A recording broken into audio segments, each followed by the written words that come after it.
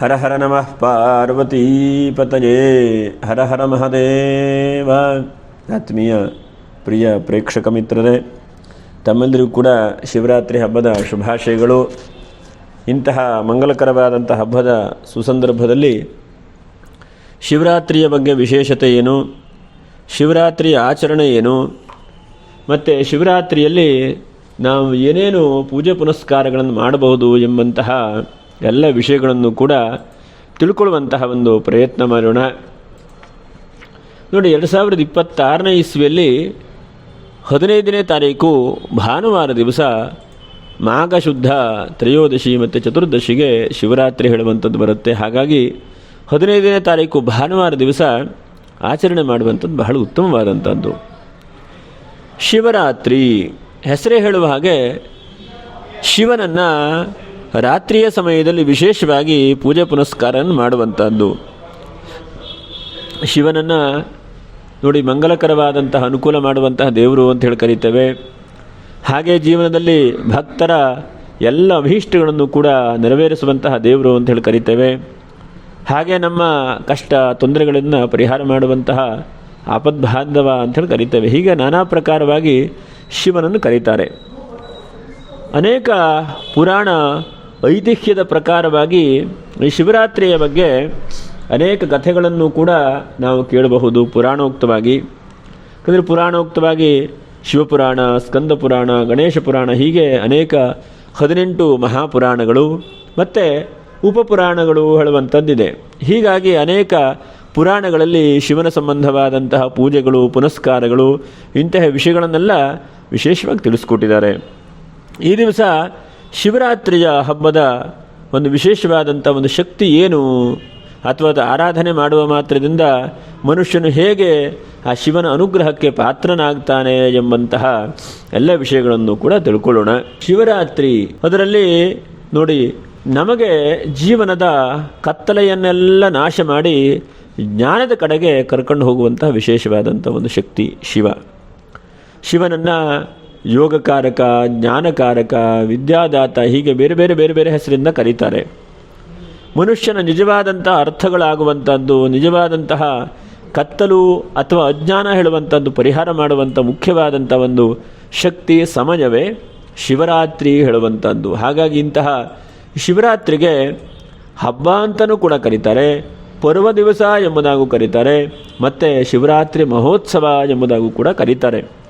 ಹಾಗಾಗಿ ಆಗಮಶಾಸ್ತ್ರದ ಪ್ರಕಾರವಾಗಿ ಶಿವನನ್ನು ಬೇರೆ ಬೇರೆ ಉತ್ಸವಗಳನ್ನು ಕೂಡ ಇಂತಹ ಒಂದು ಸಂದರ್ಭದಲ್ಲಿ ಮಾಡ್ತಾರೆ.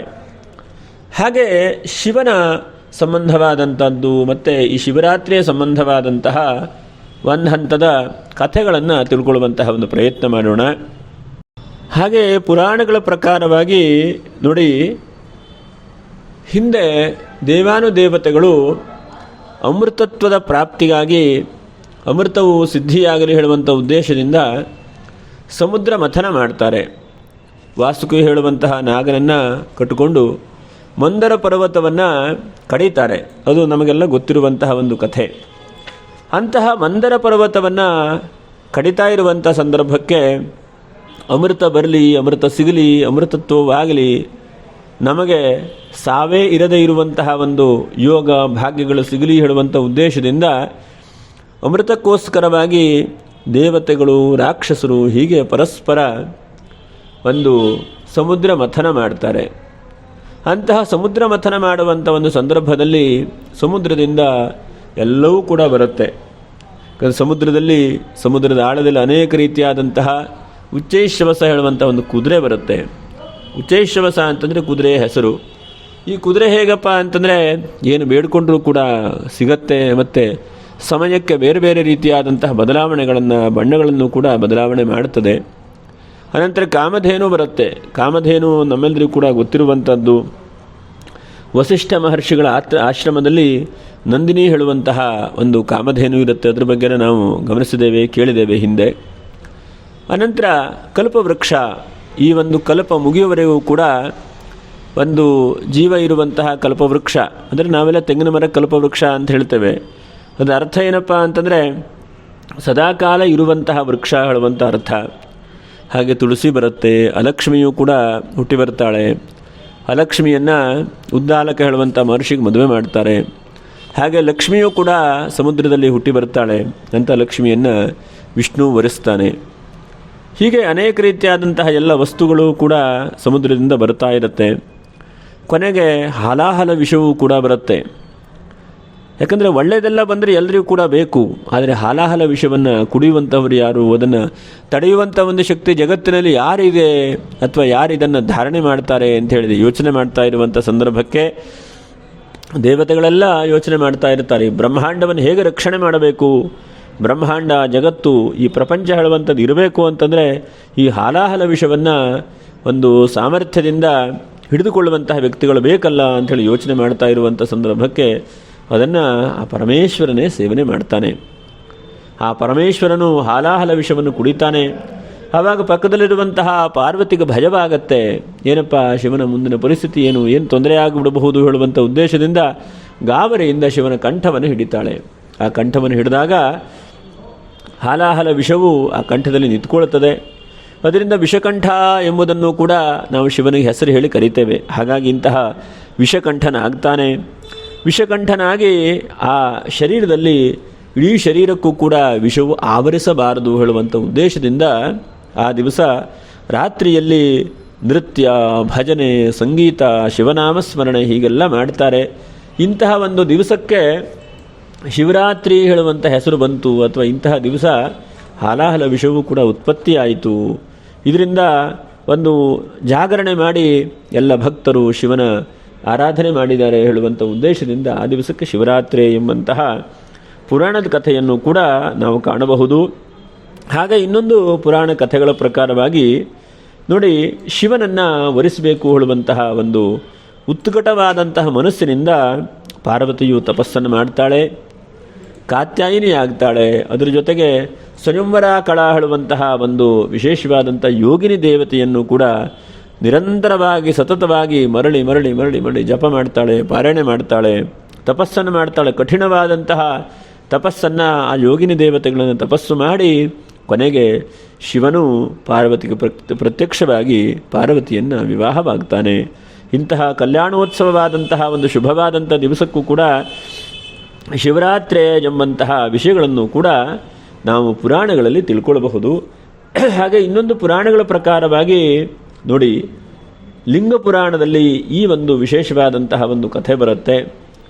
ಬ್ರಹ್ಮನಿಗೆ ಮತ್ತು ವಿಷ್ಣುವಿಗೆ ವಿಶೇಷವಾಗಿ ಒಂದು ಯಾರು ಜಾಸ್ತಿ ಹೇಳುವಂತಹ ಒಂದು ಮನಸ್ಸಿಗೆ ಬರುತ್ತೆ. ಬ್ರಹ್ಮ ಜಾಸ್ತಿ ಇದ್ದಾನೋ ಅಥವಾ ವಿಷ್ಣು ಜಾಸ್ತಿ ಇದ್ದಾನೋ, ದೇವತೆಗಳಲ್ಲಿ ಯಾರ ಶಕ್ತಿ ಜಾಸ್ತಿ ಇದೆ ಹೇಳುವಂತಹ ಒಂದು ಮನಸ್ಥಿತಿ ಬರುತ್ತೆ. ಹಾಗೆ ಇಬ್ಬರೂ ಕೂಡ ಬ್ರಹ್ಮ ಮತ್ತು ವಿಷ್ಣು ಎರಡು ದೇವತೆಗಳು ಕೂಡ ಶಿವನಿದ್ದಲ್ಲಿ ಹೋಗಿ ಹೇಳ್ತಾರೆ, ನೋಡಪ್ಪ ಯಾರು ಜಾಸ್ತಿ ಹೇಳೋದನ್ನು ಪರೀಕ್ಷೆ ಮಾಡಬೇಕು ಹೇಳುವಂಥದ್ದನ್ನು ಶಿವನ ಹತ್ರ ಹೇಳ್ತಾರೆ. ಆವಾಗ ಶಿವನು ಆಗಲಿ ಹೇಳುವಂಥದ್ದನ್ನು ಕೂಡ ಹೇಳಿ ಕೊನೆಗೆ ಒಂದು ಅಗ್ನಿಸ್ತಂಭವನ್ನು ಸಿದ್ಧ ಮಾಡ್ತಾನೆ. ಅಗ್ನಿಸ್ತಂಭ ಅಂತಂದರೆ ಆಕಾಶದಿಂದ ಭೂಮಿ ಬುಡ ತುದಿಯೋದು ಗೊತ್ತಿಲ್ಲದೆ ಇರುವಂತಹ ಒಂದು ಅಗ್ನಿಸ್ತಂಭ. ಅಂಥ ಅಗ್ನಿಸ್ತಂಭವನ್ನು ಆರಂಭವನ್ನು ಮಾಡಿ ನೀವಿಬ್ಬರೂ ಕೂಡ ಕೊನೆ ಎಲ್ಲಾಗಿದೆ, ಅದರ ಆರಂಭ ಎಲ್ಲಾಗಿದೆ, ಇದನ್ನು ನೀವು ತಿಳಿದುಕೊಂಡು ಬನ್ನಿ ಹೇಳುವುದನ್ನು ಕೂಡ ಶಿವನು ಆಜ್ಞೆ ಮಾಡ್ತಾನೆ. ಹಾಗೆ ಬ್ರಹ್ಮನು ಕೂಡ ತನ್ನಲ್ಲಿರುವಂಥ ಹಂಸವನ್ನು ಏರಿ ಹೋಗ್ತಾನೆ. ಹಾಗೆ ವಿಷ್ಣುವು ಕೂಡ ಅದನ್ನು ಹುಡುಕ್ಲಿಕ್ಕೆ ಹೋಗ್ತಾನೆ. ಹೋದಾಗ ಕೊನೆಗೆ ಎಷ್ಟು ಹೋದರೂ ಕೂಡ ಅದರ ಆರಂಭವೂ ಗೊತ್ತಾಗುವುದಿಲ್ಲ, ಕೊನೆಯೂ ಕೂಡ ಗೊತ್ತಾಗುವುದಿಲ್ಲ. ಅಗ್ನಿಸ್ತಂಭ ಆಡುವಂಥದ್ದು ಬಹಳ ಎಷ್ಟು ಹೋದರೂ ಕೂಡ ಮುಗಿಯುವುದಿಲ್ಲ. ಹೇಗೆ ಅಂತಂದರೆ ಸಮುದ್ರ ಹೇಗೆ ಅಂತ್ಯವೇ ಗೊತ್ತಾಗುವುದಿಲ್ವೋ ಅದೇ ತರಹ ಇದರ ಆದಿ ಅಂತ್ಯ ಗೊತ್ತಾಗುವುದಿಲ್ಲ. ಗೊತ್ತಾಗದೇ ಇದ್ದಾಗ ಪುನಃ ಇಬ್ಬರು ಕೂಡ ಬರ್ತಾರೆ. ಬಂದು ಬ್ರಹ್ಮನು ಅಸತ್ಯವನ್ನು ಸುಳ್ಳನ್ನು ಹೇಳ್ತಾನೆ, ನಾನು ತುದಿ ನೋಡಿದ್ದೇನೆ ಹೇಳುವಂಥದ್ದನ್ನು. ಕೊನೆಗೆ ಶಿವನಿಗೆ ಗೊತ್ತಾಗತ್ತೆ. ಶಿವನಿಗೆ ಗೊತ್ತಾದಾಗ ಬ್ರಹ್ಮನಿಗೆ ಶಾಪವನ್ನು ಕೂಡ ಕೊಡ್ತಾನೆ. ಶಾಪವನ್ನು ಕೂಡ ಕೊಟ್ಟಾಗ ಆ ಶಾಪ ವಿಮೋಚನೆಗಾಗಿ ಈ ಶಿವಸ್ವರೂಪವನ್ನು ಶಿವನ ಧ್ಯಾನವನ್ನು ಮಾಡ್ತಾನೆ. ಅದು ಈ ಮಾಘ ಮಾಸದ ವಿಶೇಷವಾದಂಥ ಶಿವರಾತ್ರಿ ಆಗಿರುತ್ತೆ ಹೇಳುವುದನ್ನು ಕೂಡ ಒಂದು ಪುರಾಣ ಪ್ರಕಾರವಾಗಿ ಕೇಳಬಹುದು. ಅದರಿಂದ ವಿಷ್ಣು ಮತ್ತು ಬ್ರಹ್ಮರ ಅಹಂಕಾರವು ಕೂಡ ನಾಶವಾಗಿ ಕೊನೆಗೆ ಶಿವನ ಜಪವನ್ನು ಮಾಡ್ತಾರೆ, ಶಿವನ ಆರಾಧನೆಯನ್ನು ಮಾಡ್ತಾರೆ ಅಂತಲೂ ಕೂಡ ನಾವು ತಿಳ್ಕೊಳ್ಬಹುದು. ಶಿವರಾತ್ರಿ ಅಂತಂದರೆ ಪುಣ್ಯಕಾಲವೂ ಕೂಡ ಹೌದು, ಹಾಗೆ ಪರ್ವಕಾಲವೂ ಕೂಡ ಹೌದು, ಹಾಗೆ ಹಬ್ಬದ ಸುದಿನವಾದಂಥವು ಕೂಡ ಶಿವರಾತ್ರಿಯೇ. ಇಂತಹ ಶಿವರಾತ್ರಿಯಲ್ಲಿ ನಮಗೆ ತಿಳಿದು ಇರದೇ ಇರೋ ಹಾಗೂ ಕೂಡ ಶಿವನನ್ನು ಆರಾಧನೆ ಮಾಡಿದರೆ ಶಿವನು ಮೋಕ್ಷವನ್ನು ಕರುಣಿಸ್ತಾನೆ, ಜ್ಞಾನವನ್ನು ಕರುಣಿಸ್ತಾನೆ ಹೇಳುವಂತಹ ಇನ್ನೊಂದು ಪುರಾಣೋಕ್ತವಾದಂಥ ಒಂದು ಕಥೆಯನ್ನು ಕೂಡ ನಾವು ತಿಳ್ಕೊಳ್ಳುವಂತಹ ಪ್ರಯತ್ನ ಮಾಡೋಣ. ನೋಡಿ, ಒಬ್ಬರು ಬೇಡರಿರ್ತಾರೆ. ಬೇಡ ಎಲ್ಲ ಕಡೆಗೂ ಹೋಗಿ ಅರಣ್ಯಕ್ಕೆ ಹೋಗಿ ಪ್ರಾಣಿಗಳನ್ನು ಪಕ್ಷಿಗಳನ್ನೆಲ್ಲ ಸಂಹಾರ ಮಾಡುವಂಥ ಒಂದು ವ್ಯಕ್ತಿ.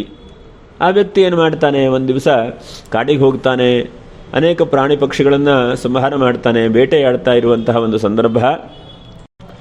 ಆದರೆ ಬೇಡನಿಗೆ ಯಾವುದೇ ರೀತಿಯಾದಂತಹ ಬೆಳಿಗ್ಗೆಯಿಂದ ಸಾಯಂಕಾಲವಾದರೂ ಕೂಡ ಯಾವುದೇ ರೀತಿಯಾದಂತಹ ಪ್ರಾಣಿಗಳಾಗಲಿ ಪಕ್ಷಿಗಳಾಗಲಿ ಬೇಟೆ ಮಾಡಲಿಕ್ಕೆ ಸಾಧ್ಯವಾಗಲಿಲ್ಲ.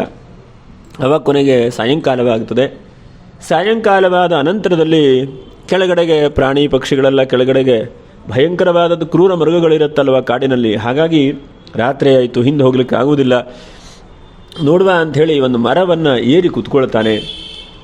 ಮರವನ್ನು ಏರಿ ಕೂತ್ಕೊಂಡು ರಾತ್ರಿ ಆಗ್ತದೆ. ರಾತ್ರಿ ಆದಾಗ ಏನು ಎಚ್ಚರವೂ ಕೂಡ ಇರಬೇಕಲ್ಲ, ಯಾಕಂದರೆ ಕಾಡಿನಲ್ಲಿ ಜೀವನ ಮಾಡುವಂಥದ್ದು ಭಾರಿ ಕಷ್ಟವಾದಂಥದ್ದು ಬೇಡನಿಗೆ. ಹಾಗಾಗಿ ಅವನು ಕೂತಂತಹ ಮರ ಯಾವುದಪ್ಪ ಅಂತಂದರೆ ಬಿಲ್ವ ವೃಕ್ಷವಾಗಿರುತ್ತೆ. ಆ ಬಿಲ್ವ ವೃಕ್ಷದ ಒಂದೊಂದೇ ಎಲೆಯನ್ನು ತೆಗೆದು ಕೆಳಗಡೆಗೆ ಹಾಕ್ತಾನೆ. ತೆಗೆದು ಹಾಕಿದಾಗ ಕೆಳಗಡೆಗೆ ಅವನು ನೋಡದೇ ಇದ್ದ ಹಾಗೆ ಶಿವಲಿಂಗ ಇರುತ್ತೆ. ಆ ಶಿವಲಿಂಗದ ಮೇಲೆ ಲಕ್ಷಾಂತರ ಎಲೆಗಳು ಬೀಳುತ್ತೆ. ಯಾಕಂದರೆ ಒಂದು ದಿವಸ ರಾತ್ರಿ ಎಚ್ಚರವಾಗಿರಬೇಕು ಅನ್ನುವಂಥ ಉದ್ದೇಶದಿಂದ ಎಷ್ಟೊಂದು ಎಲೆಗಳು ಕೆಳಗೆ ಬೀಳುತ್ತೆ. ಸಮಯವನ್ನು ನೋಡ್ಕೊಳ್ಳಿ ನೀವು. ಹಾಗಾಗಿ ಅವನು ಗೊತ್ತಿಲ್ಲದೇ ಇರುವ ಹಾಗೂ ಕೂಡ ಆ ಶಿವನ ಮೇಲೆ ಆ ಬಿಲ್ಲುಪತ್ರೆಯನ್ನು ಒಂದೊಂದೇ ಎಲೆಯನ್ನು ಹಾಕ್ತಾ ಇರ್ತಾನೆ. ಆದರೆ ಶಿವರಾತ್ರಿ ಅಂಥೇಳಿ ಅವನಿಗೆ ಗೊತ್ತಿರೋದಿಲ್ಲ, ಅಥವಾ ಬಿಲ್ಲು ವೃಕ್ಷ ಅಂಥೇಳಿ ಗೊತ್ತಿರೋದಿಲ್ಲ. ಆದರೂ ಕೂಡ ಶಿವರಾತ್ರಿ ದಿವಸ ಜಾಗರಣೆ ಮಾಡ್ತಾನೆ, ಬಹಳ ಮುಖ್ಯವಾದದ್ದು ನೋಡಿ. ಹಾಗಾಗಿ ನಮಗೆ ತಿಳಿದೇ ಇಲ್ಲದಿದ್ದ ಹಾಗೆ ಶಿವನನ್ನು ನಾಮಸ್ಮರಣೆ ಮಾಡಿದರೆ ಅಥವಾ ಬಿಲ್ಲು ಪತ್ರ ಅರ್ಚನೆಯನ್ನು ಮಾಡಿದರೆ ನಮಗೆ ಹೆಚ್ಚಿನದಾದಂಥ ಅನುಕೂಲಗಳನ್ನು ಶಿವನು ಮಾಡ್ತಾನೆ, ಮೋಕ್ಷಪ್ರದವನ್ನು ಕೂಡ ಅನುಗ್ರಹಿಸ್ತಾನೆ. ಮತ್ತು ನಮ್ಮ ಜೀವನದಲ್ಲಿ ಅನೇಕ ಕಷ್ಟ ನಷ್ಟಗಳನ್ನು ಶಿವ ಪರಿಹಾರ ಮಾಡ್ತಾನೆ ಹೇಳುವುದನ್ನು ಕೂಡ ನಾವು ಒಂದು ಪುರಾಣ ಪ್ರಕಾರವಾಗಿ ತಿಳ್ಕೊಳ್ಬಹುದು. ಹಾಗಾಗಿ ನೋಡಿ, ಆ ಬೇಡನಿಗೆ ಗೊತ್ತಿಲ್ಲ. ಅಂತಹ ಶಿವರಾತ್ರಿ ದಿವಸ ಆ ಬಿಲ್ಲುಪತ್ರ ಎಲೆ ಅವನಿಗೆ ಗೊತ್ತಿಲ್ಲದೇ ಇದ್ದ ಹಾಗೆ ಶಿವನ ಲಿಂಗದ ಮೇಲೆ ಬಿದ್ದರೂ ಕೂಡ ಆ ಶಿವನು ಅನುಗ್ರಹ ಮಾಡ್ತಾನೆ. ಅಂದರೆ ಆ ಭಕ್ತಿ ಭಾವ ಆ ಥರ ಪರವಶ ನಮಗೂ ಕೂಡ ಇರಬೇಕು. ಶಿವನನ್ನು ನಂಬಬೇಕು, ಭಕ್ತಿಯಿಂದ ಪ್ರಾರ್ಥನೆಯನ್ನು ಮಾಡಬೇಕು. ಏಕ ಬಿಲ್ವಂ ಶಿವಾರ್ಪಣಂ ಎಂಬಂತಹ ಆ ಬಿಲ್ವಪತ್ರ ಸ್ತೋತ್ರಗಳನ್ನು ಕೂಡ ಹೇಳ್ತಾ ಕೇಳ್ತಾ ಅರ್ಚನೆ ಮಾಡಬೇಕು.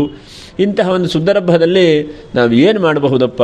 ಬೆಳಗ್ಗೆ ದಿವಸ ಮಂಗಲಕರವಾದಂಥ ಸ್ನಾನಾದಿಗಳನ್ನು ಮಾಡಿಕೊಂಡು ಹಗಲು ಸಾಧ್ಯವಿದ್ದರೆ ಆದಷ್ಟು ಎಷ್ಟು ಸಾಧ್ಯ ಆಗುತ್ತೋ ಅಷ್ಟು ಉಪವಾಸ ಇದ್ದರೆ ಒಳ್ಳೆಯದು. ಅದಾಗಿಲ್ಲ ಅಂತಂದರೆ ಬೇರೆ ಏನೂ ಕೂಡ ಅಂತಹ ಚಿಂತೆ ಇಲ್ಲ. ಇನ್ನು ಸಾಯಂಕಾಲದಲ್ಲಿ ಶಿವನಿಗೆ ವಿಶೇಷವಾಗಿ ನೋಡಿ, ರುದ್ರೋಭಿಷಿಕ್ತಮಃ ರುದ್ರ ಮಂತ್ರಗಳಿಂದ ಶಿವನನ್ನು ಅರ್ಚನೆ ಮಾಡಬೇಕು. ರುದ್ರ ಅಂತಂದರೆ ಯಾವುದು?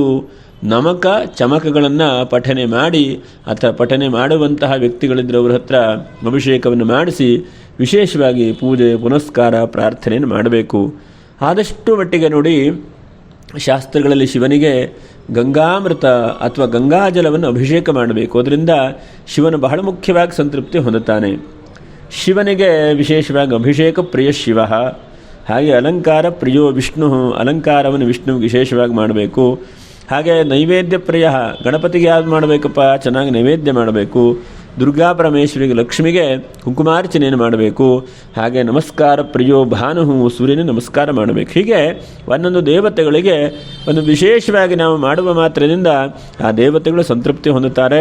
ತನ್ಮೂಲಕವಾಗಿ ನಮಗೆ ಎಲ್ಲ ರೀತಿಯಾದಂತಹ ಅನುಕೂಲಗಳನ್ನು ಕೂಡ ಭಗವಂತನು ಮಾಡ್ತಾನೆ. ಹಾಗಿದ್ದಾಗ ಶಿವನಿಗೆ ಗಂಗಾಜಲದ ಅಭಿಷೇಕ ಬಹಳ ವಿಶೇಷವಾದಂಥದ್ದು, ಬಹಳ ಮುಖ್ಯವಾದಂಥದ್ದು. ಯಾವಾತನು ಗಂಗಾಜಲವನ್ನು ಈ ಶಿವರಾತ್ರಿ ದಿವಸ ಅಭಿಷೇಕ ಮಾಡ್ತಾನೋ ಅವನ ಮನಸ್ಸಿನ ಎಲ್ಲ ಇಷ್ಟಾರ್ಥಗಳು ಕೂಡ ನೆರವೇರುತ್ತದೆ ಹೇಳುವಂಥದ್ದು ಪುರಾಣದ ಕಥೆ. ಹಾಗೆ ನೋಡಿ, ಹಾಲಿಂದ ಶಿವನಿಗೆ ಅಭಿಷೇಕ ಮಾಡಿದ್ರೆ ಏನಾಗತ್ತಪ್ಪ? ಸಂಪತ್ತು ಪ್ರಾಪ್ತಿಯಾಗ್ತದೆ, ಲಕ್ಷ್ಮಿ ಅನುಗ್ರಹ ಆಗ್ತದೆ, ಕಲಹಗಳ ನಿವಾರಣೆ ಆಗುತ್ತೆ. ಹಾಗೆ ಮೊಸರಿಂದ ಅಭಿಷೇಕ ಮಾಡಿದರೆ ಬಂದಂಥ ಹಣ ಉಳಿತದೆ. ನೀವು ಪ್ರತಿ ದಿವಸವೂ ಕೂಡ ಆ ಖರ್ಚು ಈ ಖರ್ಚು ಅಂತಂದರೂ ಕೂಡ ಎಲ್ಲೋ ಒಂದು ಕಡೆಗೆ ಹಣ ಉಳಿಯುವಂತಹ ಪ್ರಯತ್ನವಾಗುತ್ತೆ. ಹಾಗೆ ತುಪ್ಪದಿಂದ ಶಿವನಿಗೆ ಅಭಿಷೇಕ ಮಾಡಿದರೆ ಆಯುಷ್ಯ ವೃದ್ಧಿಯಾಗುತ್ತೆ.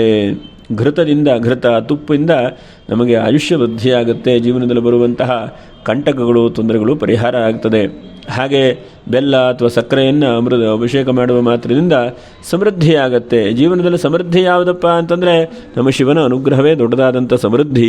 ಮತ್ತು ಜೀವನದಲ್ಲಿ ಈ ಜೀವನಕ್ಕೆ ಏನೇನು ಬೇಕೋ ಅಂತಹ ಎಲ್ಲವನ್ನು ಕೂಡ ಆ ಶಿವಪರಮಾತ್ಮನು ಈಡೇರಿಸ್ತಾನೆ. ಹಾಗೆ ಈ ದಿವಸ ಆದಷ್ಟು ಫಳಾಹಾರವನ್ನು ಮಾಡುವಂಥದ್ದು, ಆದಷ್ಟು ರಾತ್ರಿ ಜಾಗರಣೆ ಮಾಡುವಂಥದ್ದು ಬಹಳ ಮುಖ್ಯವಾದಂಥದ್ದು. ನೋಡಿ, ಜಾಗರಣೆ ಅಂದ ತಕ್ಷಣವೇ ನಿಮ್ಗೆ ಅನಿಸಬಹುದು, ಏನಪ್ಪ ನಮಗೆ ನಿದ್ರೆ ಬರ್ತಾ ಇರ್ತದೆ, ಇಡೀ ರಾತ್ರಿ ಹೇಗೆ ಮಾಡೋದಪ್ಪ ಜಾಗರಣೆ ಅಂಥೇಳಿ ಯೋಚನೆ ಬರುತ್ತೆ. ಹಾಗಿದ್ದಾಗ ಕೂಡ 4 ಯಾಮ ಪೂಜೆಯನ್ನು ಕೂಡ ನಾವು ಮಾಡ್ತೇವೆ. 4 ಯಾಮ ಪೂಜೆ ಅಂತಂದ್ರೆ ಏನು? ನಾವು 12 ಗಂಟೆ ಹಗಲು, 12 ಗಂಟೆ ರಾತ್ರಿ ಅಂಥೇಳಿ ಕಲ್ಪನೆ ಮಾಡಿ ಆ 12 ಗಂಟೆಯನ್ನು 6 ಗಂಟೆಯಿಂದ 9 ಗಂಟೆ, 9 ಗಂಟೆಯಿಂದ 12 ಗಂಟೆ, 12 ಗಂಟೆ 3 ಗಂಟೆ, ಹಾಗೆ 3ರಿಂದ 6 ಗಂಟೆ ಅಂಥೇಳಿ 4 ಭಾಗವನ್ನು ಮಾಡಿ ಒಂದೊಂದೇ ಜಾಮವನ್ನು ಕೂಡ ವಿಶೇಷವಾಗಿ ಶಿವನಿಗೆ ಪೂಜೆ ಮಾಡುವಂಥದ್ದು. ಅಂದರೆ ನಮಗೆ ಸಾಧ್ಯವಾದರೆ ದೇಹದಲ್ಲಿ ಶಕ್ತಿ ಇದ್ದಾಗ ಆ ಭಗವಂತನ ಪೂಜೆ ಪುನಸ್ಕಾರಗಳನ್ನು ಮಾಡಬೇಕು. ಶರೀರದಲ್ಲಿ ಶಕ್ತಿ ಇಲ್ಲ ಅಥವಾ ತೊಂದರೆ ಆಗ್ತಾ ಇದೆ, ಇಂತಹ ಒಂದು ಪರಿಸ್ಥಿತಿ ಯಾವುದೂ ಇಲ್ಲ. ಆದರೂ ಕೂಡ ಶರೀರದಲ್ಲಿ ಶಕ್ತಿ ಇದ್ದಾಗ ಪೂಜೆ ಪುನಸ್ಕಾರ ಆಚರಣೆಗಳನ್ನು ಎಷ್ಟೆಷ್ಟು ಮಾಡ್ತೇವೆಯೋ ಅದೆಲ್ಲ ನಮ್ಮ ಡಿಪಾಸಿಟ್ ಥರ ಇರುತ್ತೆ. ನಮ್ಮ ಕಷ್ಟ ಕಾಲದಲ್ಲಿ, ನಮ್ಮ ಸಮಯ ತೊಂದರೆ ಇದ್ದಾಗ ಅವೆಲ್ಲವೂ ಕೂಡ ಬಂದು ನಮ್ಮ ರಕ್ಷಣೆ ಮಾಡ್ತದೆ. ಹಾಗಾಗಿ ಇಂತಹ ಯಾಮ ಪೂಜೆಯು ಕೂಡ ಬಹಳ ಮುಖ್ಯವಾದಂಥದ್ದು.